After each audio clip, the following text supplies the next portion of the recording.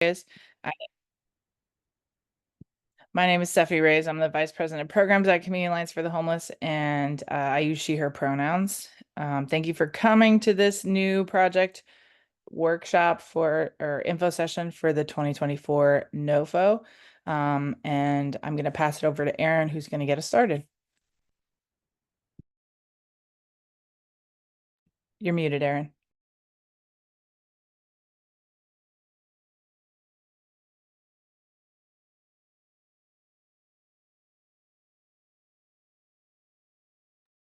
Good morning, everyone.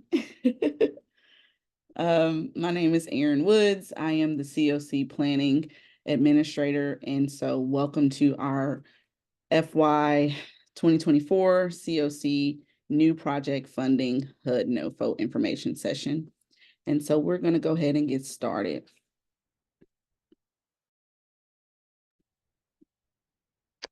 So in this presentation overview, we will learn about the continuum of care, the CoC structure, and you'll hear me say in this presentation about how the continuum of care, CoC, it'll be interchangeably. So we'll use CoC a lot when we're talking about the continuum of care. We also, in this presentation, we were talking about the CoC funding process, the CoC grants, eligible projects, the budget line items, eligible participants, threshold requirements, rating factors, as well as we will talk about the competition timeline, and then we'll have frequently asked questions or FAQs and open time for questions, Q&A after we're done with the presentation. Continuum of care structure overview, which will be called CoC. All right, what is the continuum of care? Developed by the Department of Housing and Human Development in 1994, the goal of this was to promote and coordinate federal homeless assistance programs within the communities across the United States. The CoC can be referred to as the planning process, the stakeholders, the geographic area, as well as the funding itself. In the United States, we have approximately 400 CoCs in the US.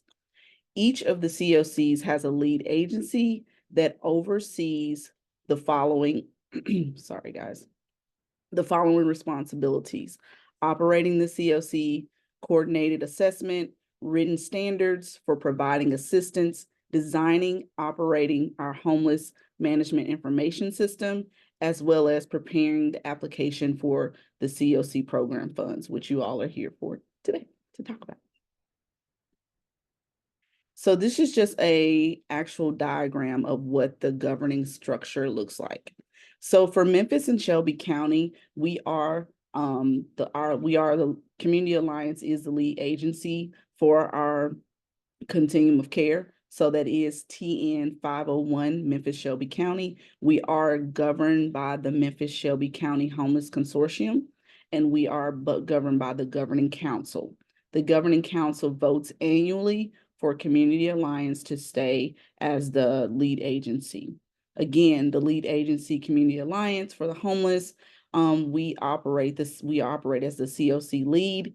We operate as the HMIS lead, as well as the collaborative application, and we also coordinate our coordinated entry system.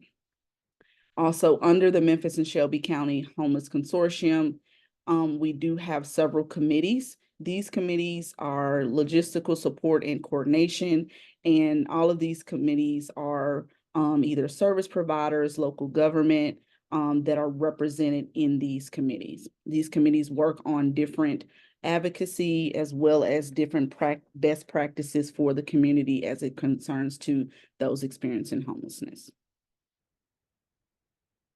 All right, for the continuum of care funding process. So this is the funding process for HUD that we're going to go into depth with. The CoC funding process is the largest annual federal funding source for homeless services and programs. The NOFO, it's called the Notice of Funding Opportunity, is typically released in the early summer. This year was released July 31st.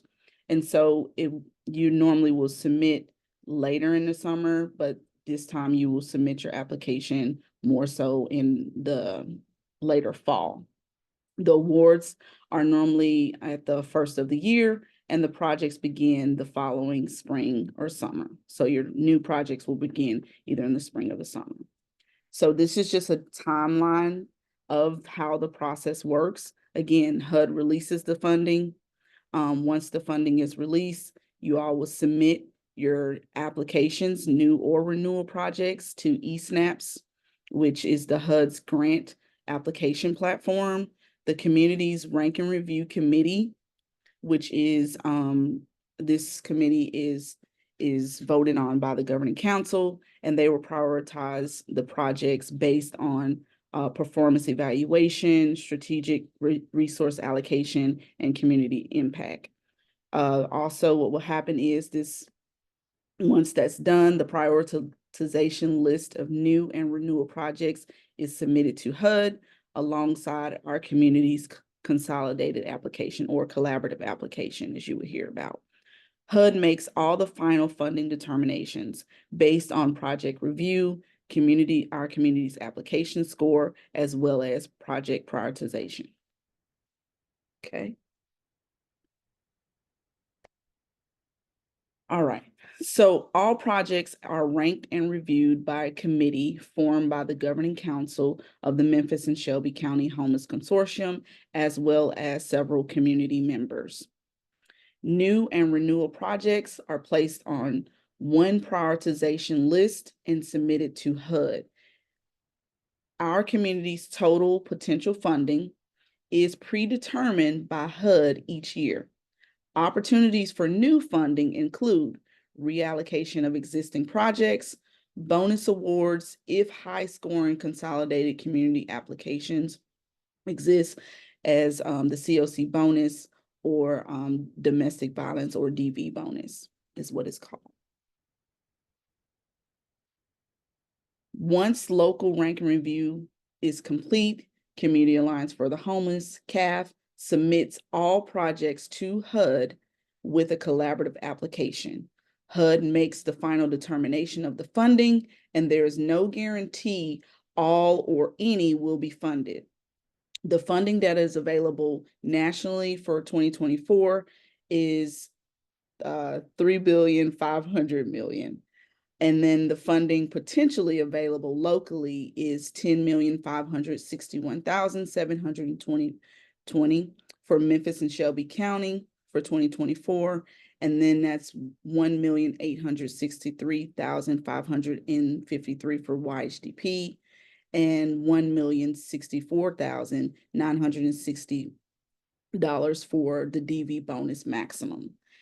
This year's NOFO process released a 2-year application, so 2024, 2025. In the next little slides, Stephanie will go more into detail about the 2-year application process. Two-year application process, the CoCs are only required to submit one CoC application that will be applicable to the FY2024-2025 funds. For projects awarded fiscal year 24 funds, the projects may be eligible for FY25 funds using their 24 application submission and are not required to reapply for the renewal for fiscal year 25 funds. Projects that will have to apply for fiscal year 25 funds, projects not awarded fiscal year 24 funds, any applications for projects created through the reallocation of eligible YHDP renewal grants, including YHDP reallocation grants. I know that was a lot, so we will open it up for questions. Any comments? Okay. I have one comment. So if we do the DV bonus application, we won't have to do it until 2026 is what it's saying. Yeah. Okay. This is a new thing that had released this year for the first time, and it is you're basically applying for 1 year's worth of funding, and then they'll automatically renew it for next year as long as there's no issues. But they have fully and explicitly said they have the right to change that before next year. So that's what we're trying to do, the whole 2-year application, in hopes that we won't have any issues and that everything will go smoothly, because it takes a lot off your plate to not have to apply 2 years in a row, because this is Okay, an annual grant usually. So okay, thanks. yeah.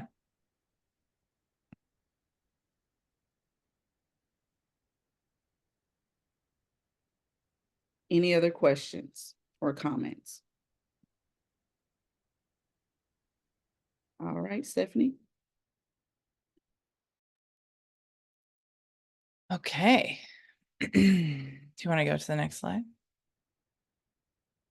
Okay, so you're thinking about applying for your new project. You just had an overview of the continuum of care from Erin. So what types of housing programs can you provide with the or can you apply for with the CoC grant? We have permanent supportive housing, which is long-term and not time limited. This is for chronically homeless individuals who have a documented disability. We also have rapid rehousing programs, which is technically considered short-term because it cuts off at 24 months of assistance. And this is for rental assistance in an apartment that the participant has in their name. So you are assisting with rental assistance, but they are essentially getting their own apartment. And then joint transitional and rapid rehousing, which as a combination can be up to 24 months as well. This includes a part, in addition to the rapid rehousing that has the transitional piece. That would be either a location that you already have or an apartment in your name that they can stay in, but it's meant to be a landing point so they can get ready to then move into the rapid rehousing portion if they want to, which is in their name. You can find more details about all of these projects on this link, and when we export the slides, it will be a clickable link, and it brings you to the HUD Exchange, which this is our first mention of the HUD Exchange, but they have tons of resources and toolkits and all kinds of information that is helpful to completing this process, and we'll probably reference it a lot more after this, but this link will take you to the more detailed information about these types of projects. Who can these projects serve? So for new permanent supportive housing projects awarded, you must serve one of the following. Persons eligible to be served by dedicated plus projects as described in page 33 of the NOFO. And then persons who are experiencing chronic homelessness at the time that they initially enrolled in the project. Dedicated plus essentially means that there's some kind of adjustment. It's not just like a straight chronic homelessness. So that link will also go into more detail about that, but we can also talk more about that if it's something that you are interested in applying for. The rapid rehousing and joint transitional rapid rehousing and SSO coordinated entry projects must serve individuals who qualify as homeless under paragraphs 1, 2, or 4. And those are the categories of homelessness that our community serves through these HUD funds. Do y'all want me to go over what 1, 2, and 4 are? Would that be helpful? Okay. Category 1 is literally homeless. So an individual staying in a place not meant for habitation like a car or an abandoned building. Category 2 is at risk of homelessness. So somebody who will lose their housing imminently within 2 weeks. Category 4 is domestic violence, fleeing domestic violence. And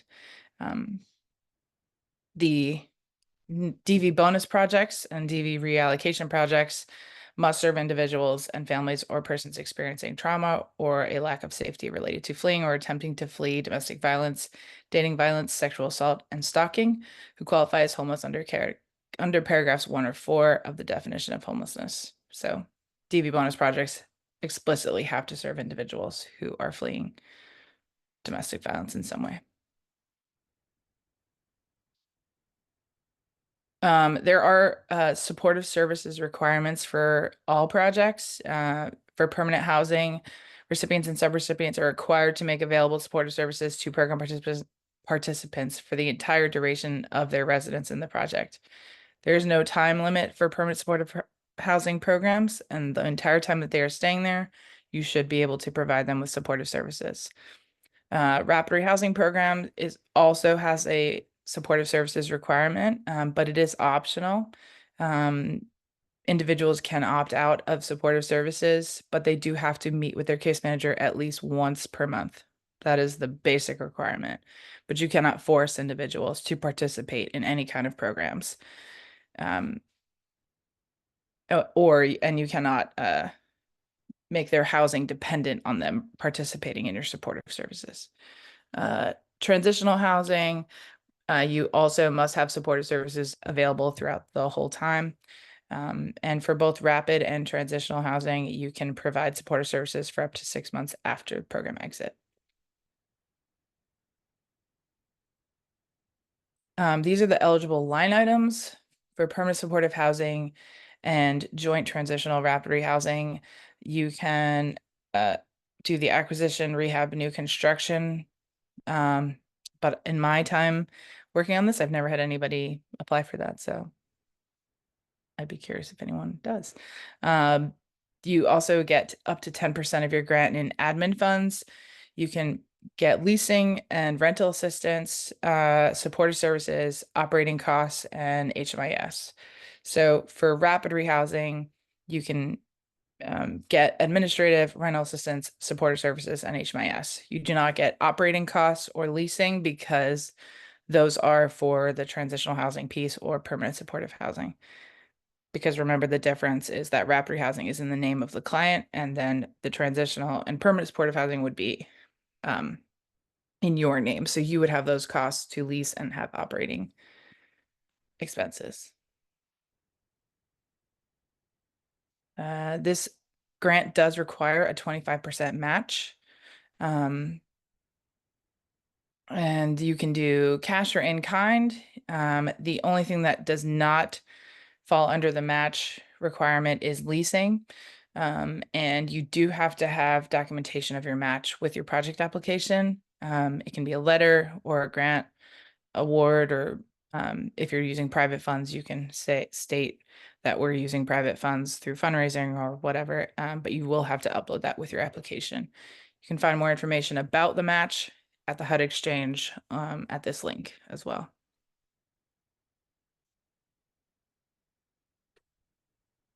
One of the major pieces of our program, especially for new projects, is that there are certain requirements that you have to follow when serving individuals through these projects, individuals and families, and that is that all projects must follow housing first principles. So this is an evidence-based practice that has been proven to end homelessness, and it is the concept of housing first, and then you're offering services after. You're not requiring someone to become sober before they get housing. You're not requiring somebody to get a job before they get housing. You are agreeing to work with them and serve them to get them stable in order to then put those other pieces in place. So you must agree to house individuals or families regardless of having too little or no income, active or history of substance abuse, having a criminal record, a history of victimization. You must also agree to not terminate individuals or families who do not participate in supportive services, who do not participate in religious activities. If you are a religious organization, you cannot require individuals to participate in religious activities. You cannot require individuals to make progress on a service plan. You can offer it, provide as much support and assistance as you need, but it's ultimately up to the individual how much or how little they want to put into that service plan. You cannot cut off their housing if they are not making the progress that you want them to be making. If they lose their job or they do not get a new job or a better job, you cannot cut them off from their housing as well. And then any other activity not covered in a typical lease. This year, our coordinated entry director, Kirsten, put together a housing first agreement that all new projects will have to sign, which basically just outlines this in a little bit more detail so that you understand fully what you are agreeing to as well, because it's very, very important part of the program development. And it's something that when you're writing your description and answering the questions on these applications, you're thinking about and keeping in mind how you are using housing first policies and to serve these individuals and families. This second important piece that we want to make sure is clearly understood is coordinated entry. All program participants through CoC funded programs must be accepted through the coordinated entry system. The coordinated entry system is a collaborative community response to anyone experiencing homelessness. It provides streamlined and equitable access to housing interventions for people experiencing homelessness in Memphis and Shelby County. The coordinated entry system contains access points for populations who are assessed and prioritized based on vulnerability and eligibility, and then referred to CoC funded housing programs. We have a no wrong door approach here. So all of your clients that are entered into your program will have to be match made by our coordinated entry team and provided to you. Someone cannot just walk up off the street and be entered into your program. We have a system that our community uses to ensure that everyone is prioritized fairly and it's a standard process. We will also have a coordinated entry document that you will sign with your application and submit with your application that goes into detail more the coordinated entry process so that you understand it fully.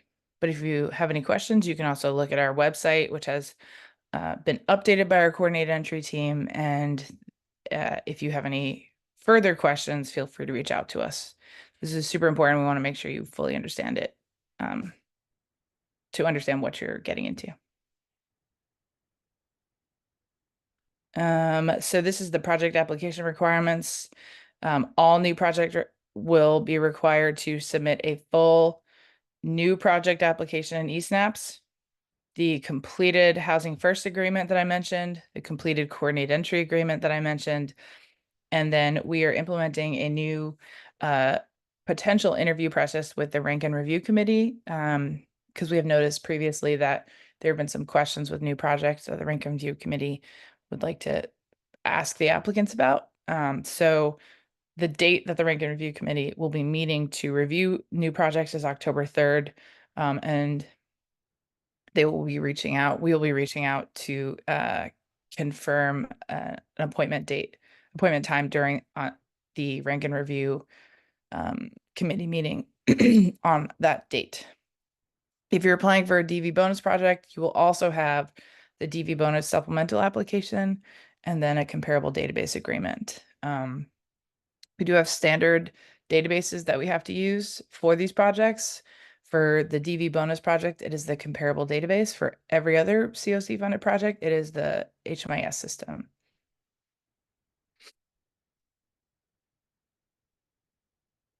This is the threshold criteria and rating factors, if you want to go ahead. So these are the priorities, the homeless priorities for HUD that were released in this NOFO. These are the things that you should be thinking about and talking about in your application. Ensuring racial equity, building an effective workforce, improving assistance to LGBTQ individuals, including persons with lived experience and expertise, increasing affordable housing supply, ending homelessness for all persons, using a housing first approach, reducing unsheltered homelessness, improving system performance, and partnering with housing, health, and service agencies. In the 2024 NOFO, they go into detail about each one of these, and you should definitely read through and see what they're asking for and include these pieces in your responses to HUD.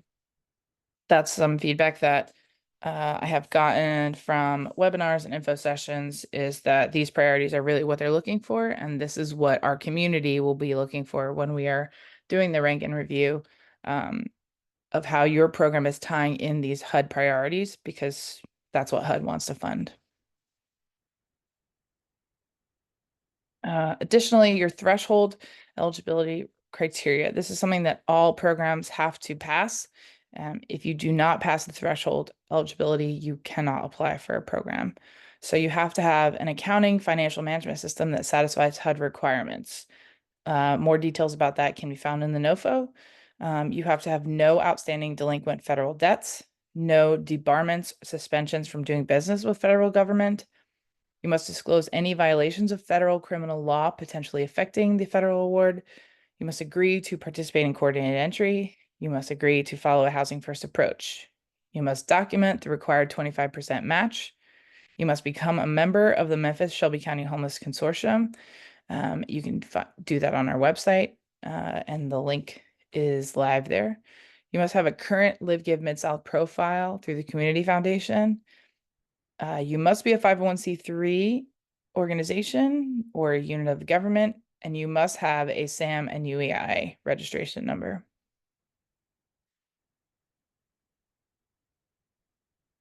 Before I go into the scoring criteria, does anyone have any questions? Do you want to go back a slide, Erin?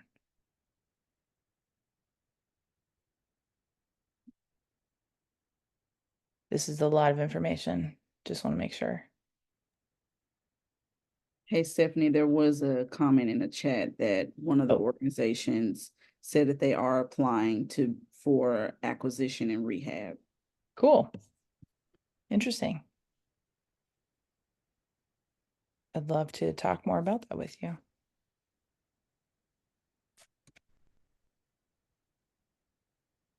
All right.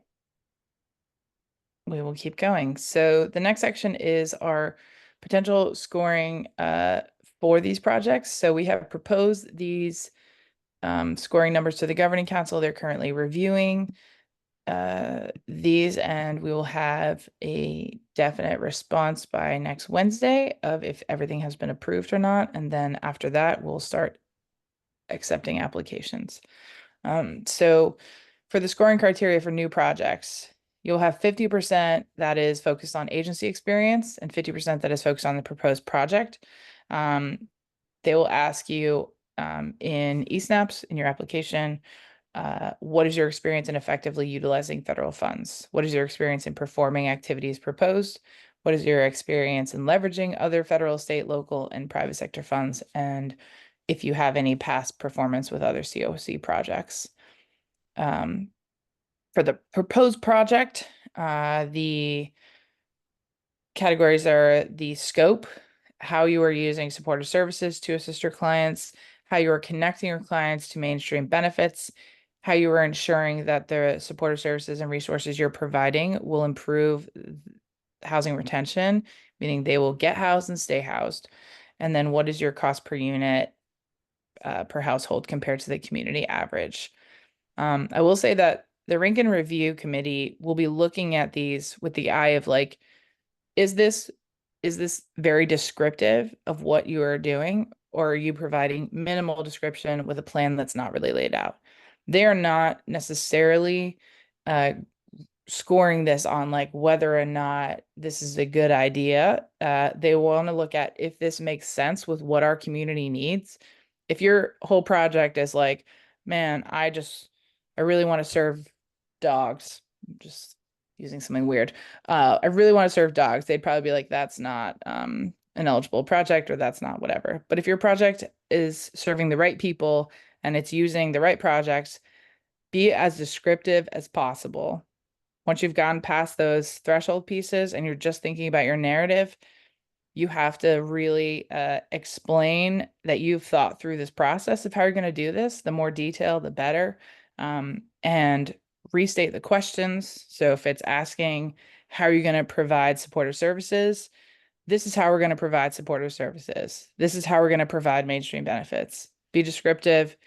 Think about the HUD priorities, and then restate the questions so that they don't have to search for what you're explaining. They can just look at it and see, okay, here's where they're explaining this, and here's where they're explaining this. The easier you make it for the Rankin Review Committee and for HUD later on when they actually make the funding decisions, the better your project is going to do, because it will be answering all the questions in details. Now, obviously, you have to have the right focus of the project as well. That's super, super important. And we can talk more about that if anybody has any questions about more details. In addition to the first page, DV bonus projects also have this second page. So their project is actually, they're scored out of 200 instead of 100. And so they have 50% experience, agency experience, and a 50% for the proposed project as it relates specifically to DV programs. So 10% for experience providing housing to DV survivors, 10% of experience ensuring DV survivor safety, 10% of experience evaluating ability to ensure DV survivor safety, 10% experience in using trauma-informed victim-centered approach, and then 10% meeting service needs of DV survivors. That's all by your agency as a whole. Do you have the experience to do this? Are you able to handle this? And then your proposed project is more detailed. It's 40% for your new project implementation of trauma-informed victim-centered approach. This is where you're laying out the details of your DV specific project and being really detailed. And if you've already stated something, state it again. Don't say refer back to question 1. Write it again so that it's right there and they can just see it and read it and they can say, okay, this question was answered. And then 10% is just your commitment to use the required HMIS comparable database.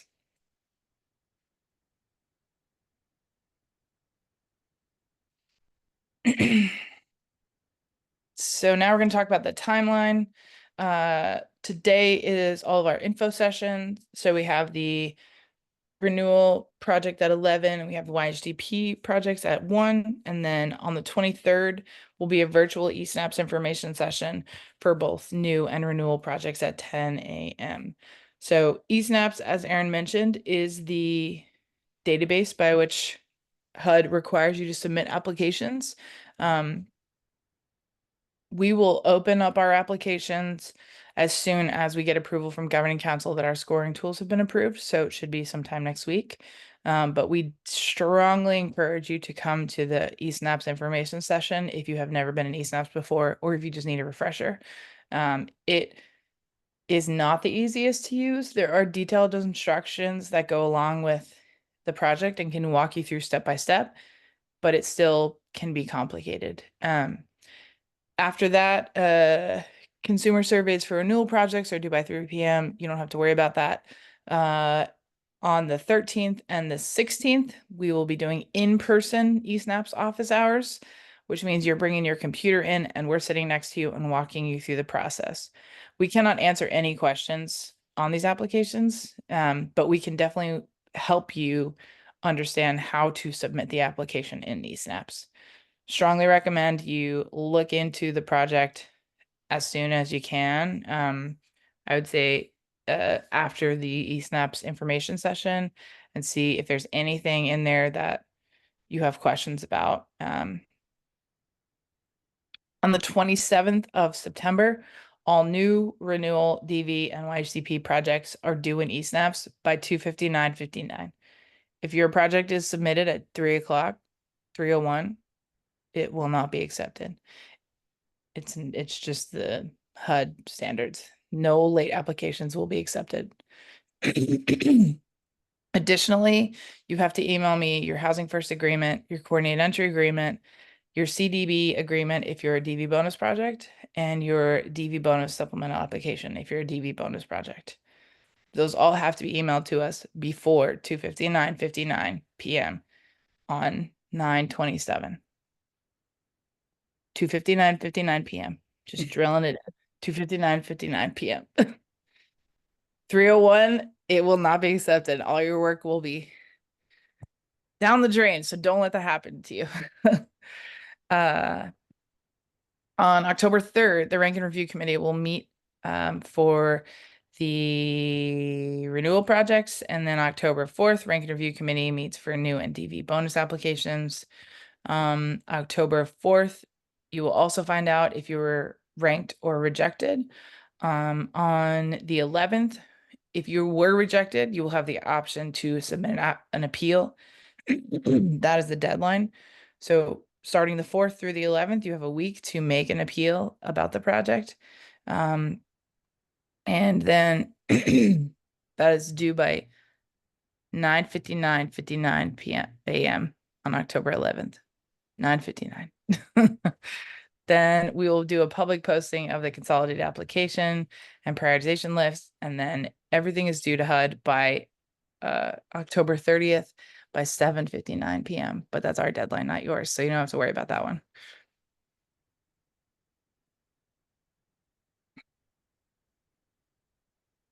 Any questions about the timeline?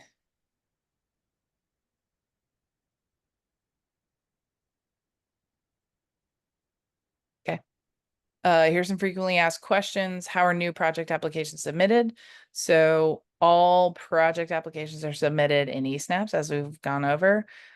This is the HUD Exchange, which will bring you to information about eSnaps. There are detailed instructions. We strongly advise that you use those detailed instructions because it will walk you through the process step by step.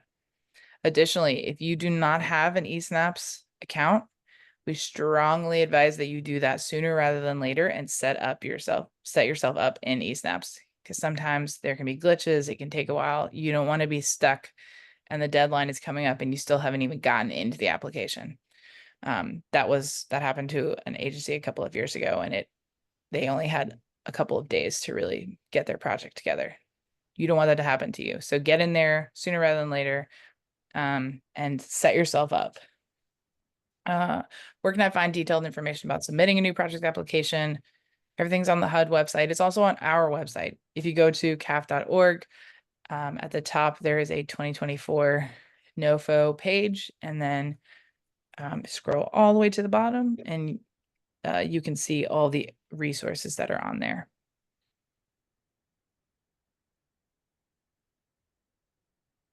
Why are applications not submitted directly to HUD? HUD requires communities to come together to submit a CoC application to stimulate community-wide planning and coordination of programs. It also allows for local prioritization and determinations. So when you have your project, you basically submit your project, and then we submit all the projects for the entire county to HUD as one large grant. And that is our October 30th deadline. So we have the local process to make sure that all the threshold requirements are met. We're doing the beginning legwork for HUD and double checking all the applications. Rank and Review is rating them for HUD so that they can just go in and look through everything, and everything's organized, and then they can say, sounds good, or no, this doesn't sound good. Ultimately, they have the last approval on whether or not funding is provided to any project. So we basically do the work on the front end for them so that everything's ready to go with our much larger collaborative application. Where can I go for more information as HUD releases it? This is the link to the, that is not the link to the local competition. That is the link to the NOFO competition page. So we'll fix that link before we send it out. The local competition page is our website, and that is the caf.org website, and we'll update that on this spreadsheet before, or on this presentation before we send it out. But you can look on the website, ours, or you can look on HUD's CoC page, and they will have details for you there. And the HUD Exchange, always. Can I submit a question to HUD about the NOFO? Yes, please do. You can always submit questions to HUD. And this is the email to do it. They can provide technical assistance. We do as much as we can, but they are HUD, so they can answer questions better than we can, always. Sometimes we will tell you, I don't know, I have to ask HUD. So you're always welcome to ask HUD yourself as well. What are my next steps now that I've attended the new project information session? Read the 129-page NOFO. You should definitely read through it. It's a quick read. It's like not super hard at all. Just kidding. Go to the eSnaps resources listed in the item number 1 of the frequently asked questions slide, learn how to create a login and profile for organization. That's what I'm talking about. Get in there, get started, get yourself set up. Visit our website for more information on the deadlines for the local competition, and then subscribe to our newsletter. We will also post and submit or send out information on our newsletter over email. If you are not subscribed to that, I definitely would suggest doing that. And please, please, please reach out with any questions.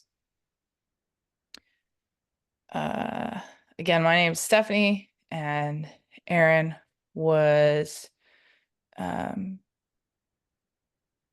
sorry, I was reading the question on the bottom. Erin did the first half of the presentation. We are always here for questions. Please reach out to us. If you have a question about coordinated entry, Kirsten, you want to drop your email in the chat? Kirsten, our coordinated entry director, is also on the call, and she can answer any coordinated entry related questions for you. Yeah. I see some questions in the chat.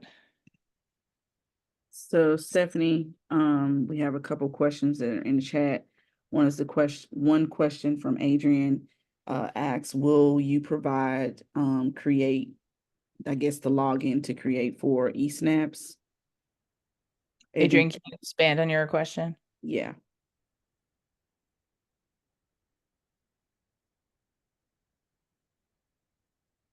Did Adrian? Oh, did she leave? Did we lose her? I think we did. Yeah. We can reach out to her after. Yeah. So we do not provide anything necessarily for getting set up in eSnaps. That's all in the detailed instructions and the eSnaps navigational guide. Those are all on the website. But come to the eSnaps office hours and come to the eSnaps info session, and we can point you in the right direction if you're having any problems. Christopher Marshall did say the application is accessible through eSnaps. Yes, that is true. Yes, the new project application will be submitted in eSnaps. And then Chris, if you guys are applying for DV bonus, you will also have a supplemental application that will be posted on our website as well. We're still trying to get all the materials up, and then next week we'll start accepting applications. So everything will be up and ready to go. Good morning, and thank you so much for all this information. I just have a comment and maybe a question together with it. So do we understand correctly that you're doing the due diligence for HUD practically? You're reviewing everything ahead of time, and then it's going to HUD, but ultimately it's the HUD decision regardless of your ranking of those applications. Am I understanding this correctly, or? Yes. So the rank and review committee will review all applications. They will make sure that all applications meet the threshold requirements that HUD has. If an application is rejected, they will explicitly detail why it was rejected. But everything goes to HUD, and then HUD makes final decisions on everything. So we're just making recommendations, and by we, I mean the rank and review committee. I'm not on the rank and review committee. The rank and review committee makes recommendations and then submits those recommendations to HUD, but it's HUD's money, so they decide who gets it. And from your experience, your recommendations are being accepted 80% of the time, 100% of the time? How do you have any idea how that is being received by HUD? I wouldn't be able to give you an exact percentage or number.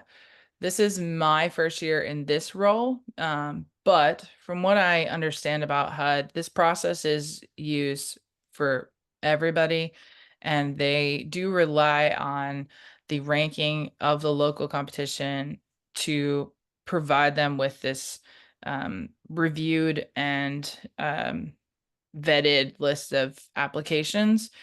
So I will not speak for HUD, but I would say generally, if there's no issues or anything glaring, they will most likely accept them. But again, I am not HUD, so I will not say that they will absolutely accept them, that yes, 100%.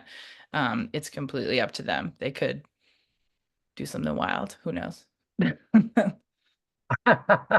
I I understand. And when would we be hearing from HUD after we submitted everything? We went through your committee, and then when is um uh if the application was submitted, I know um there is an appeal process. Is Mhm. that an appeal process that it was rejected by HUD or it was rejected by you? So the appeal process that I mentioned is if you were rejected by rank and review committee. Hmm. You also have an appeal process if you are rejected by HUD later on. Last Okay, year, that's what I wanted to clear out. Yeah, to clear up. Yes. I think last year we were notified around March. Does that sound right, Aaron? About the previous years. Okay. We were notified this past March 2024, for the applications that were submitted in September of 2023. Mm-hmm. And So then, right. And then the funding starts in March after you get notified and we get notified and that we were approved and so forth. the funding would start after that because they would still need to do grant agreements and contracts and everything. Uh-huh. Some projects started July 1st this year. Some projects have not started. It really depends on the start date that was put in the application and what HUD agrees to. Interesting. Thank you so much. That's a very valuable information. Appreciate it. Yeah. Any other questions?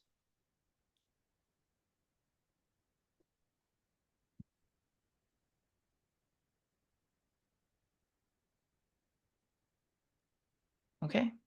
Well, thanks for attending this new project info session. Don't forget to sign up for the newsletter and check out our website for updates. We'll send out another email next week letting you know that scorecards have been approved, applications are open. So make sure you are signed up for the newsletter. And if you have any questions, my email is stephanie@caf.org and Aaron's email is aaron@caf.org. And Kirsten dropped her email in the chat as the coordinated entry director. So please don't reach out. One quick question. Yeah. Oh boy.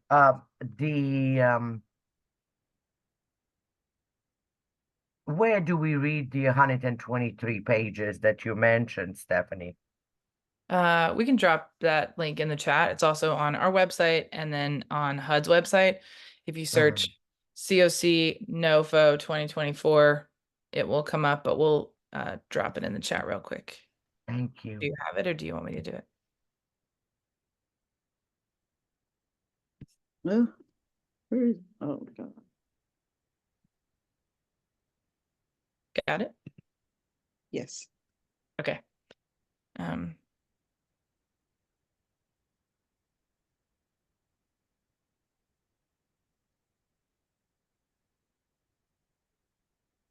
Also, I'm going to post the link to the regulations, which the CoC follows. These are the federal regulations.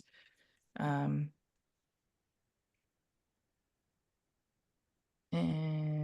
this is what these are all the rules essentially of the continuum of care. So you should familiarize yourself with those as well.